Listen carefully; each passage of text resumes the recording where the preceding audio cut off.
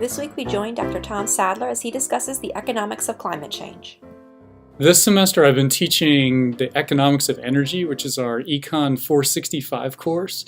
In this course we have a mixture of graduate students and upper level undergraduate students, and it's a really interesting course because what we do is we go through energy transitions and we talk about traditional forms of energy such as fossil fuels and nuclear energy. We talk about renewables such as wind and solar and geothermal. And then we talk about what's going to happen over time. Now, one big challenge in the world today, and this is something that we talk about in the context of this class, is climate change. And climate change has to do with climate variability. But the reason that economics and climate change are linked, and they're very important topics to think about together, economic activity is a very important cause of a changing climate. And the reason that this is the case is that we burn fossil fuels on a very, very large level. And these fossil fuels lead to greenhouse gas emissions, specifically carbon dioxide emissions.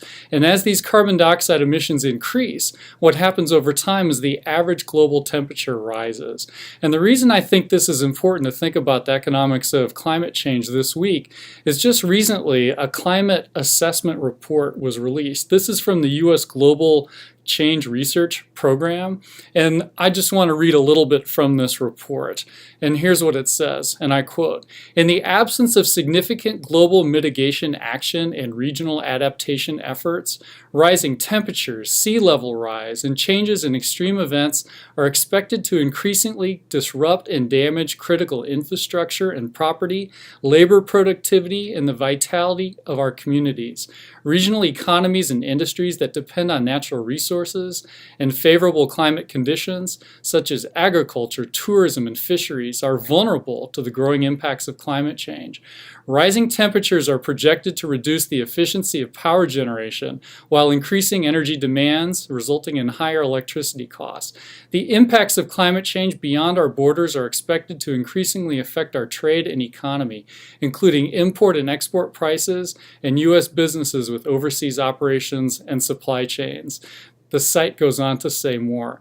But the point that I think is very, very crucial to emphasize, and this is what we talk about in the Economics of Energy course, is that we need to take actions today to think about these potential consequences.